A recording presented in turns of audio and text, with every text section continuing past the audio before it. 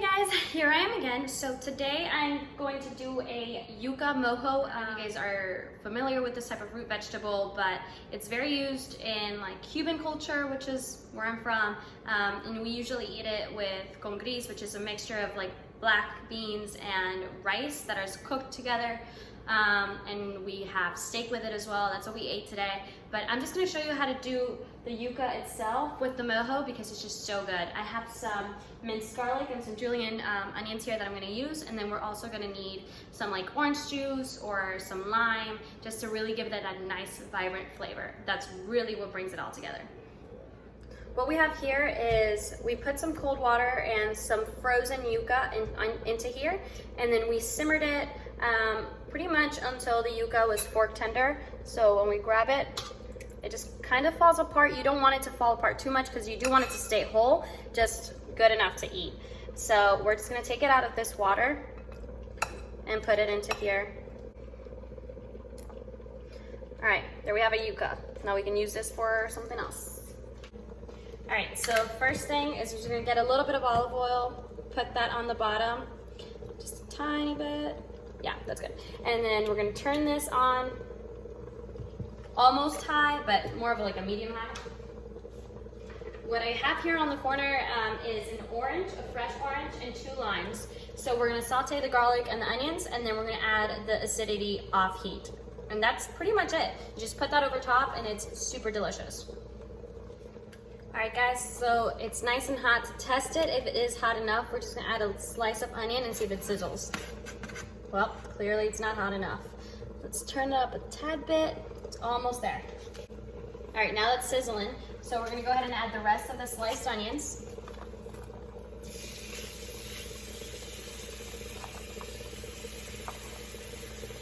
And I'm gonna cook these for about 2 minutes just to get them nice and soft before I go ahead and add the garlic, because I don't want anything to burn or to get too much color at all. So we're gonna grab a nice wooden spoon. If I can find it. There we are. Split these up a little.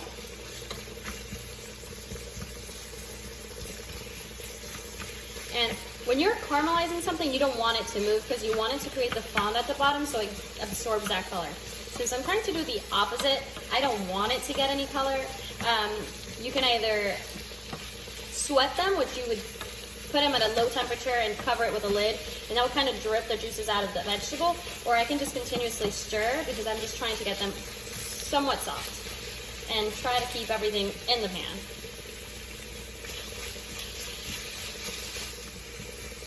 All right, so these are nice and oiled up. They've absorbed the majority of the oil, so now I'm gonna go ahead and add the garlic. And I'm using about 3 to 4 cloves of garlic here. So it was half of what I did in my previous video. A good amount of garlic. Let's stir that up. I'm gonna lower the heat to about a medium. I'm gonna let that cook. I'm gonna let that absorb.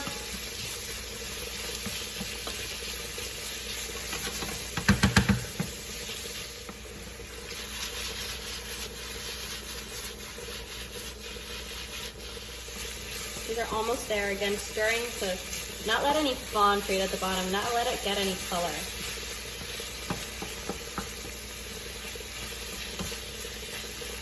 They're not quite there yet. Some of the onions are still kind of firm. You want it to become translucent and you want them to be soft. Like you want them to be all the way cooked through. Nobody wants to eat a raw onion on this dish specifically. Now that the onions have wilted down pretty much to where I want them to be, they're really nice and soft. I'm gonna take it completely off the heat, and now it's where we're gonna add that acid. You have to be careful because if it's too hot, or if you still have it on the stove, or however you do it, it could splash back at you, so just be careful. I don't wanna damage any surfaces or anything like that, so I'm gonna go ahead and keep it on my board because it is a hot pan. So to this, I'm going to add a tad bit of orange juice, of fresh orange juice. This does provide a little bit of sweetness and it just kind of balances with the onion. But really what makes it what it is the lime. Because you want that brightness, you want that super acidity because it's a root vegetable after all, and it has pretty much no taste. So limes are usually hard to get the juice out of, so I use a fork and turn it around, and it works like a juicer. We don't have a juicer here, like one of those like little plastic ones, so I always just use the fork. Just run it until I get all the juice out of the lime.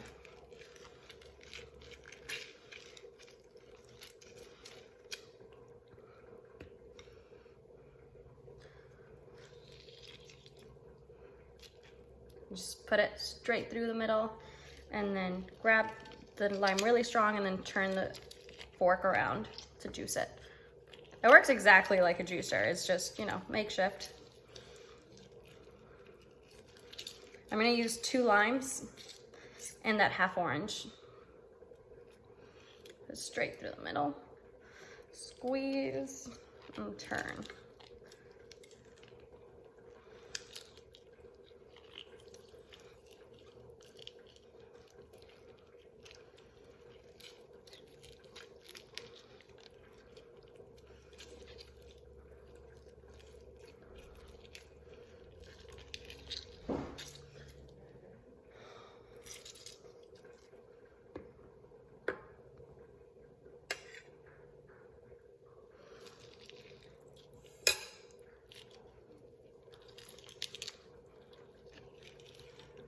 Once we squeeze out all the juice, and you have enough juice to kind of balance all the flavors out, that's it for the mojo. That's what a mojo is.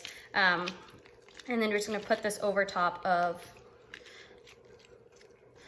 the yuca, kind of as a marinade, and that's it. That's how you eat it. So blend this through.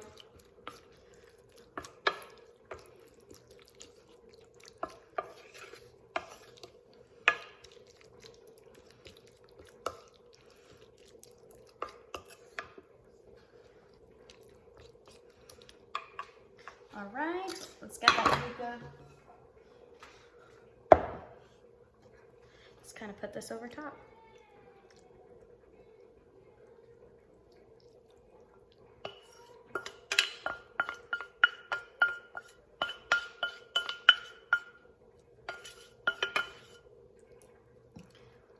There you have it.